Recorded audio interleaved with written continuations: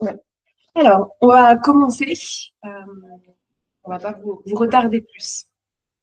Alors, le sujet du jour, je vais d'abord présenter un petit peu la tribu rapidement pour vous rappeler un petit peu le contexte. Donc, Terra Panamérica, je vous rappelle que c'est 6 agences pour 9 destinations.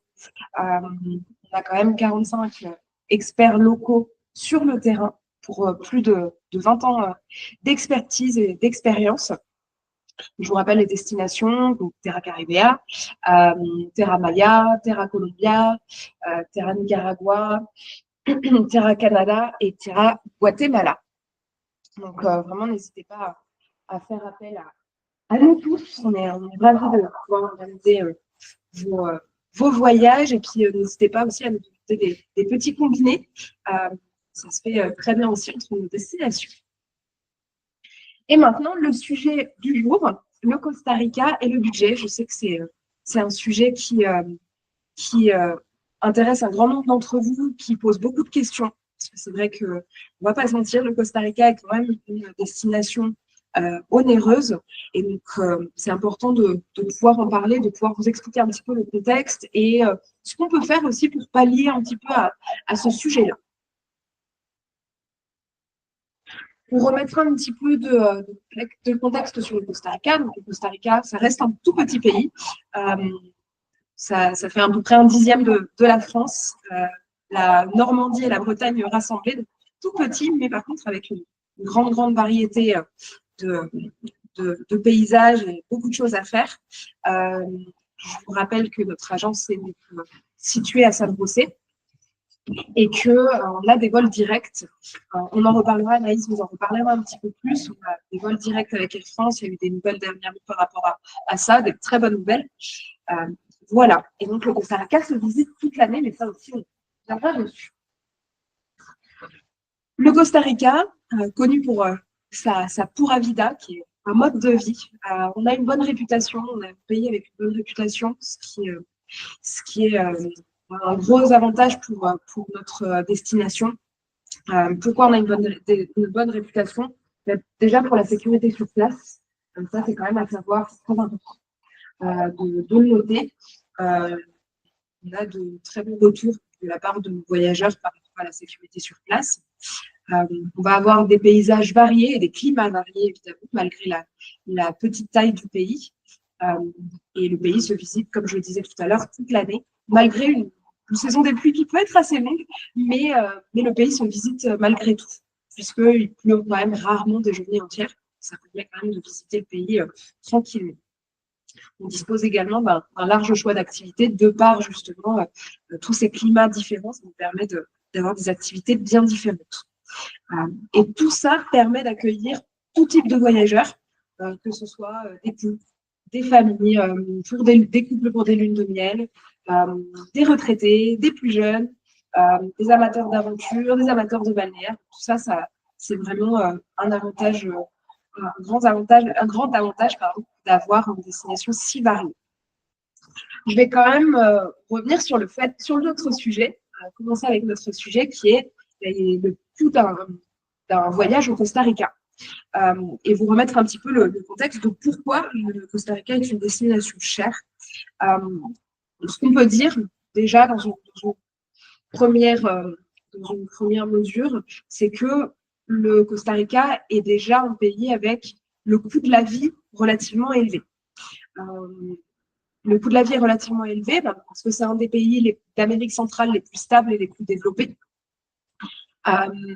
Donc ça entraîne des prix sur certains sujets, comme l'hébergement, la nourriture, le transport, qui sont un petit peu plus élevés que peut-être sur d'autres destinations. On va se rapprocher assez facilement des prix qui vont être pratiqués dans nos pays occidentaux, dans les pays d'Europe, par exemple. Ensuite, deuxième point, le tourisme qui est axé sur la qualité, plus que sur la quantité. Donc, le Costa Rica a volontairement adopté un modèle de tourisme durable et éco-responsable. Et donc, tout ça, ça se paye. On va privilégier des hôtels de petite capacité, de type éco-lodge, comme vous le savez.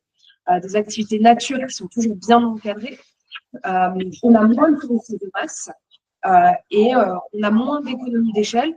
Il faut savoir qu'il est possible de favoriser des étapes qui vont être moins fréquentées que les plus connues du pays, même en saison haute. C'est-à-dire qu'on a déjà eu, on organise des voyages sur vraiment des étapes hors des sentiers battus, qui même en saison haute vont être un petit peu moins fréquentées, et ça, c'est vraiment appréciable.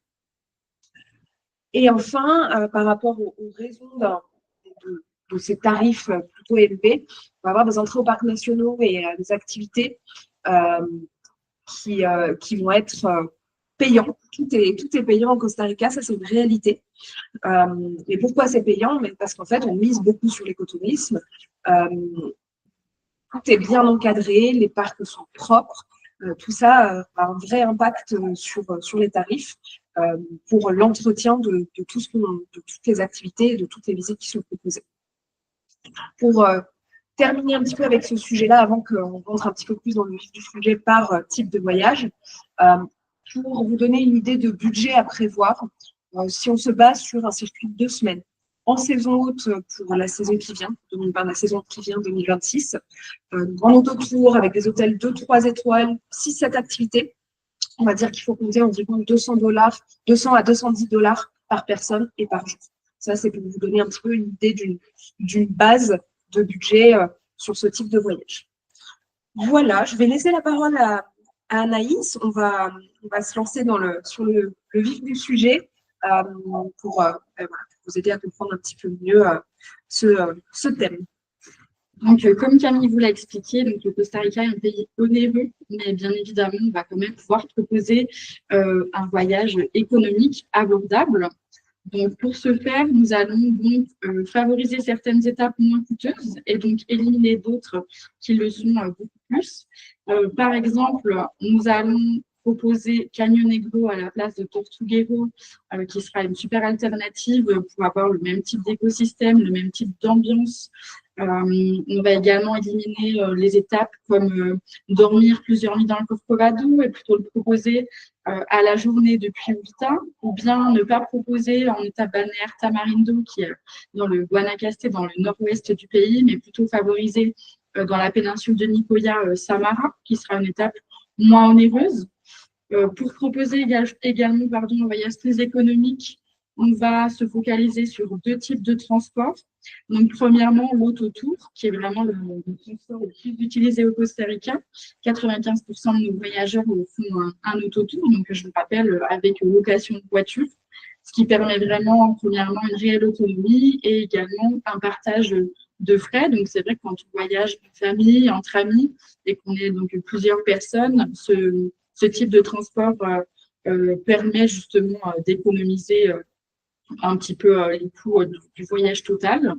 On va également privilégier les voyages en shuttle. Donc, je vous rappelle, les shuttles sont des minivans partagés qu'on partage donc avec d'autres voyageurs. Le but étant que le transport, que le chauffeur vienne vous chercher à votre hôtel A et vous dépose à votre hôtel B.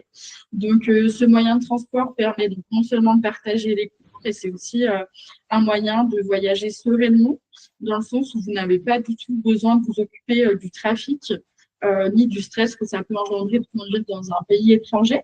Donc voilà, vous vous installez, ce sont des moyens de transport relativement confortables, et de plus en plus de voyageurs d'ailleurs utilisent ce moyen de transport pour éviter, comme je vous disais, le stress sur la route. Et surtout quand ce sont par exemple, des parents avec des enfants en bas âge, ou un papa avec ses 2 enfants, ou une maman avec ses 2 enfants.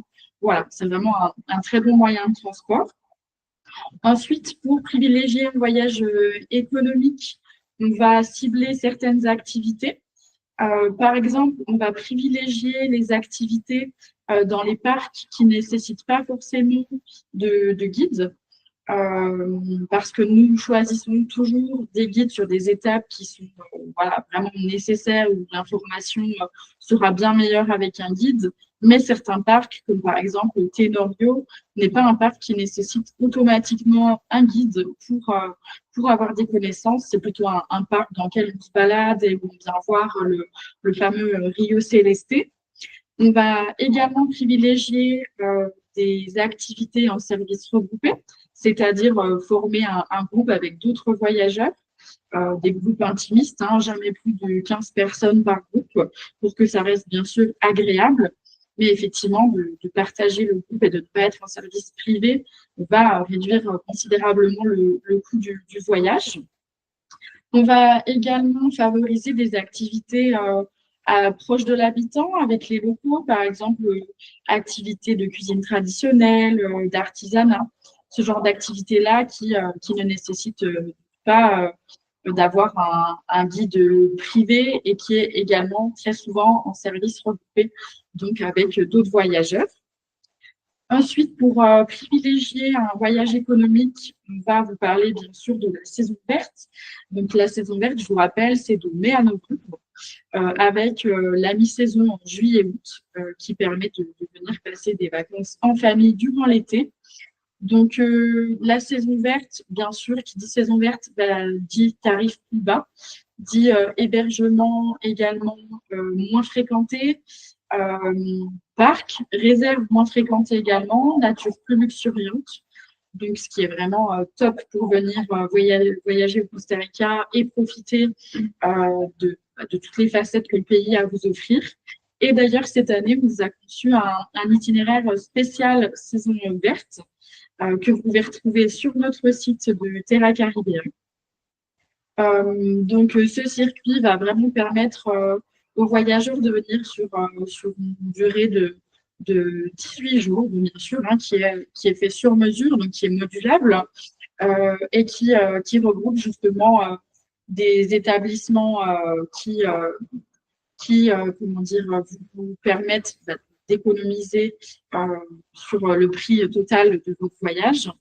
Donc voilà, si vous voulez plus d'informations sur ce circuit saison verte, n'hésitez pas à nous contacter. Et enfin, tout à l'heure, Camille a parlé des vols directs qu'il y a entre la France et le Costa Rica. Donc avec Air France, Paris-San José, qui est un trajet direct, un vol direct, et Air France a renforcé ses vols.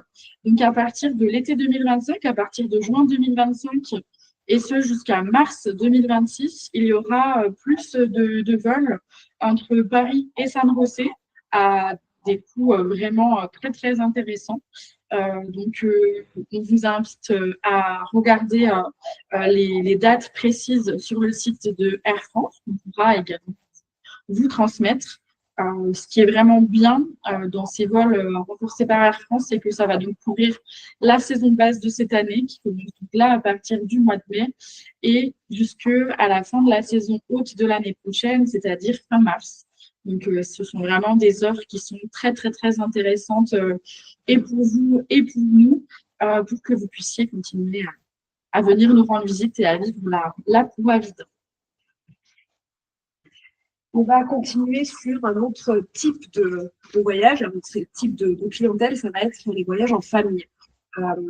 Les voyages en famille, on le sait, sont des voyages qui donnent lieu à des coûts conséquents, puisqu'on n'est pas que deux, on est 3, 4, 5 parfois. Ça peut représenter un coût conséquent et c'est pourquoi on fait vraiment notre possible pour adapter nos prix aux familles, en travaillant avec nos prestataires, notamment sur des tarifs enfants. On va systématiquement appliquer les tarifs enfants quand c'est possible. Bien sûr, d'un établissement à un autre, d'une activité à une autre, ça change en fonction de l'âge des enfants. Mais dès que c'est possible, nous, on applique toujours les tarifs pour les enfants. Et également, une chose à vraiment prendre en compte, c'est que quand on voyage en famille, mais même pas forcément avec des enfants jeunes, même avec des grands ados, des jeunes adultes, on vous recommande, pour limiter les coûts, de demander des chambres familiales, des chambres triples, des chambres quadruples. Parfois, on peut avoir des chambres quintuples. Ça, c'est pas partout, mais quand même, ça peut se faire selon les étapes. Et en fait, ça donne lieu à des réductions. On va avoir des réductions en chambre triple, des réductions en chambre quadruple, qui permettent vraiment de faire des belles économies, plutôt que d'avoir deux chambres doubles, une chambre double, une chambre triple. Pour limiter les tarifs, n'hésitez pas à nous demander de mettre des chambres de ce type pour les familles. Je rappelle quand même que le Costa Rica est particulièrement adapté à ce type de voyageurs pour sa sécurité, comme je le mentionnais pour l'introduction, la variété des étapes. Ça permet vraiment d'avoir des activités, des visites pour toute la famille, vraiment adaptées à tous. On a aussi des options qui sont bien faites pour les familles. On a fait on a un rallye photo propre à Terra Caribea. Ça, n'hésitez pas à nous demander. Ça permet aux petits voyageurs de réaliser des missions tous les jours et de nous envoyer les photos de ce qu'ils découvrent. Donc ça, c'est toujours sympa, c'est toujours apprécié par toute la famille. Ensuite, en termes d'options, on va avoir aussi les sièges enfants jusqu'à 11 ans en voiture, les lits bébés dans les hôtels quand c'est possible. Donc voilà, c'est vraiment une destination qui est adaptée à tous. Notre choix d'étape se fait évidemment en fonction du budget, c'est le sujet du jour, mais aussi en fonction de l'âge des enfants, du profil des voyageurs. On a des étapes qui sont faites pour les familles, qui sont aussi faites pour des voyages plus économiques. Il ne faut vraiment pas hésiter à aller sur ces destinations-là. On peut avoir des étapes très sympas pour les familles. Je pense notamment la Tortuguero, c'est quand même sympa. Maintenant, la Côte Caraïbe. En fait, c'est toujours une balance. On va avoir des étapes qui sont un peu à éviter par rapport aux familles, comme par exemple la péninsule d'Ossa, qui est à éviter pour les enfants de 8 ans. La Côte Caraïbe, on dirait que pour des enfants de moins de 5 ans, c'est quand même... On a déjà eu des familles sur ces étapes avec des enfants de moins de 5 ans, mais c'est vrai que voilà, c'est plus tropical, le climat est assez chaud, les plages sont plus sauvages. C'est des activités qui demandent un petit peu plus de marche et tout ça, donc c'est peut-être un petit peu moins adapté. On peut encore adapter à ce niveau-là. Mais on a des étapes comme Arenal, qui oui est un classique, mais on peut quand même proposer des choses très sympas et originales pour les familles. On a un grand choix d'établissements aussi qui nous permet au niveau du budget, de gérer à ce niveau-là. Des étapes plus rurales comme Sarapiki, comme Turrialba, qui sont vraiment des étapes qui s'adaptent à tous. Et après, on va avoir des étapes, parlant de budget, on va aussi avoir des familles qui ont un budget beaucoup plus élevé. Il ne faut pas oublier non plus ces voyageurs-là. Il faut bien prendre en compte que, par exemple, pour les familles qui recherchent du haut de gamme, les Caraïbes Sud, c'est un petit peu compliqué. On n'a pas des hôtels de très, très haut de gamme sur ces étapes-là à proposer. Et toute la partie Pacifique Sud, Ubita, Orochal, également un petit peu plus compliqué parce que c'est des hôtels les hôtels haut de gamme ne sont pas des hôtels très, très familiaux. Ils n'acceptent pas les enfants en dessous de 16, voire 18 ans. Voilà pour ce sujet des familles. Maintenant, je vais vous parler plutôt des voyageurs solo, parce qu'on a énormément de demandes de personnes seules. Évidemment, comme on vous l'a dit, Costa Rica, qui est un pays relativement onéreux, même en partageant les frais, vous imaginez bien qu'un voyageur solo, son budget va grimper très très vite. Pourquoi il va grimper vite? Tout simplement parce qu'il n'y a aucun partage de frais, comme on l'a dit. Donc, pour les voyageurs solo, on va vraiment privilégier les voyages en shuttle, dont on a parlé tout à l'heure, minivan partagé.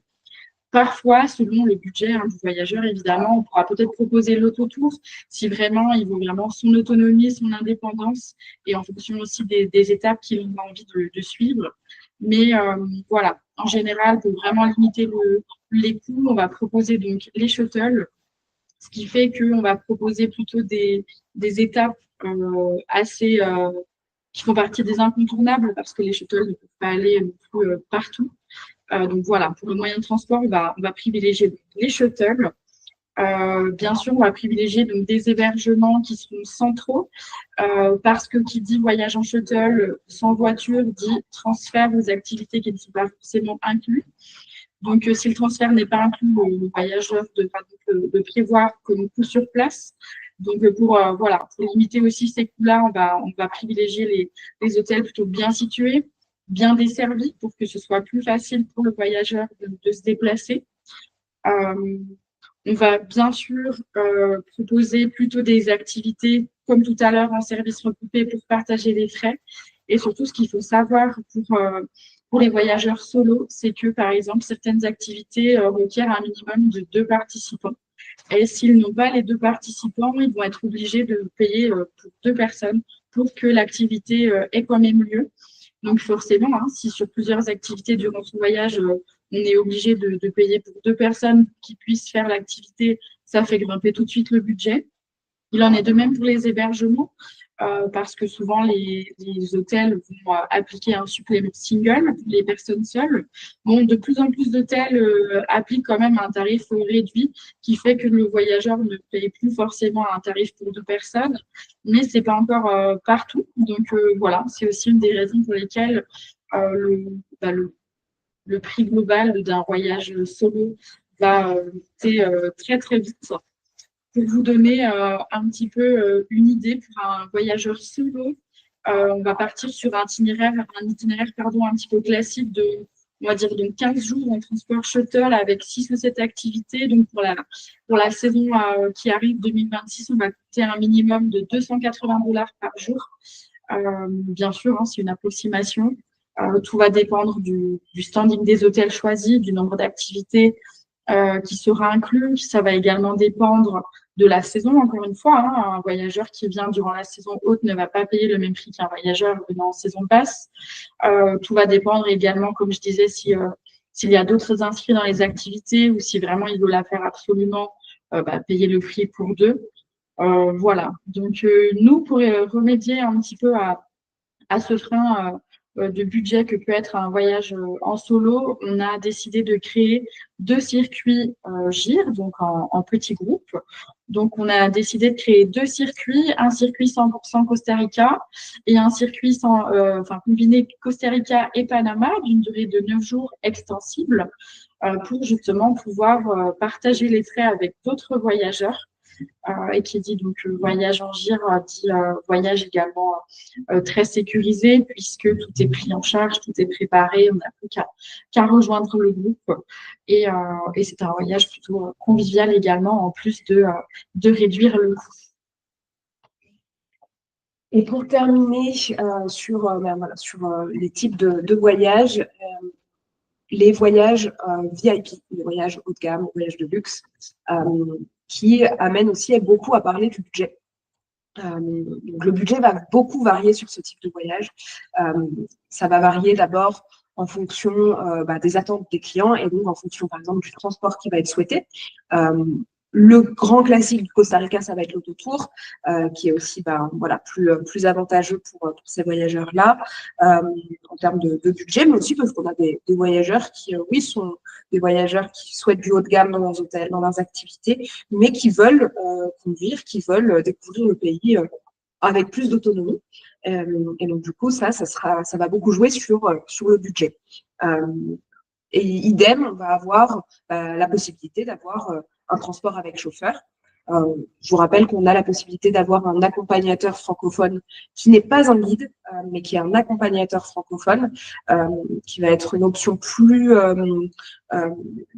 accessible, on va dire, en termes de budget que le guide chauffeur, qui est vraiment l'option la plus onéreuse des voyages accompagnés d'un chauffeur. Parce que voilà, en gros, c'est comme payer pour le voyage d'une 3e personne. Parce qu'il faut payer pour son hébergement, la nourriture, ses services. Donc voilà. Donc en gros, voilà, ça va être autotour, transport avec chauffeur, que ce soit avec ou sans accompagnateur francophone. Possibilité aussi de demander un chauffeur anglophone avec un possible surcoût. Et le transport avec guide chauffeur. Après, on va avoir le sujet des activités, des excursions, des visites qui vont se faire accompagnées d'un guide francophone ou pas. Ça dépend toujours un petit peu des étapes, mais en tout cas accompagné d'un guide. Et en fait, les gens peuvent choisir d'être en service regroupé, mais pour ces types de voyageurs, on va plus nous demander un guide privé, ce qui va amener évidemment à augmenter le budget. Et enfin, les hébergements. Souvent, on va nous demander des 4-5 étoiles, ce qu'il est tout à fait possible de proposer au Costa Rica. On a une belle offre de beaux hôtels qui restent des petites structures dans un environnement exceptionnel, dans des grandes propriétés. On peut même parfois observer des animaux. Donc, vraiment, c'est on a un large choix de beaux hôtels au Costa Rica. Maintenant, c'est des structures qui se payent pour leur service, pour l'expérience qu'ils offrent. Et donc, d'une étape à une autre, le budget va aussi changer. En fonction des étapes, enfin, par rapport aux étapes, justement, nous, comment est-ce qu'on va mettre en place un voyage de luxe pour des clients? Avant de choisir les étapes, on va choisir finalement les hébergements qu'on va pouvoir proposer à ces clients-là. Parce qu'on sait que les hôtels, c'est central pour ces voyageurs. On en a bien conscience. Et donc, c'est pour ça qu'on va choisir, dans un premier lieu, les hébergements qui vont nous amener à choisir les étapes et à faire l'itinéraire. Parce qu'on a certaines étapes qui n'ont pas une offre hôtelière de luxe ou ne serait-ce qu'haut de gamme. On a certaines étapes qui n'offrent pas du tout cette possibilité-là. Donc, en fait, on va directement les déclasser en fait de nos choix d'étapes et donc faire l'itinéraire en fonction des hôtels qu'on va pouvoir proposer sur le pays. Donc ça, c'est vraiment important de le souligner parce que c'est comme ça qu'on met en place un voyage haut de gamme, un voyage de luxe. Et donc pour toutes ces raisons, voilà, ce type de voyage requiert un budget qui va être conséquent, ça on en a bien conscience, mais qui variera quand même en fonction de tous les éléments que j'ai pu évoquer précédemment. Donc, pour conclure sur ce sujet donc, de budget de voyage au Costa Rica, comme Camille vous l'a expliqué, pour différentes raisons, le Costa Rica est donc un pays relativement onéreux, mais on vous a bien expliqué qu'il y a quand même possibilité de proposer des voyages économiques de par notre expertise et de par voilà, les saisons, surtout la saison verte qui est une super saison pour venir au Costa Rica à moindre coût. Vraiment, je pense que le mot-clé pour pouvoir réussir un voyage au Costa Rica dans le budget souhaité et indiqué, c'est vraiment l'anticipation. Plus on anticipe le voyage, plus on va pouvoir proposer nos meilleures options, plus on va pouvoir travailler vraiment sur mesure l'itinéraire avec justement, comme on disait, des alternatives aux étapes vraiment onéreuses, avec des hôtels et des écologes qui permettent de proposer une super expérience, mais sans se ruiner. Voilà, vraiment, la clé, c'est vraiment l'anticipation pour venir voyager au Costa Rica. Voilà, je crois qu'on vous a tout dit. Place à vos questions. N'hésitez pas, si vous avez des questions, à nous les poser dans le chat. On y répondra avec plaisir.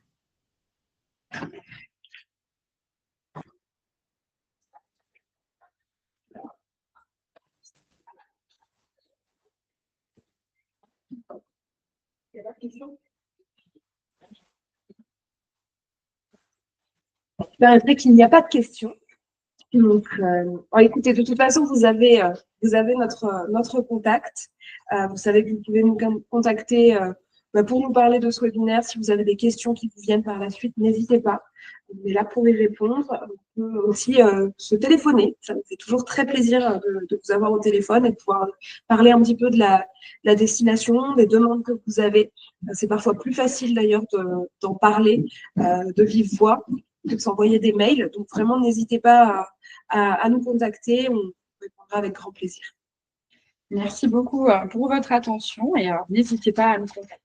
Merci. Bonne journée. Bonne journée.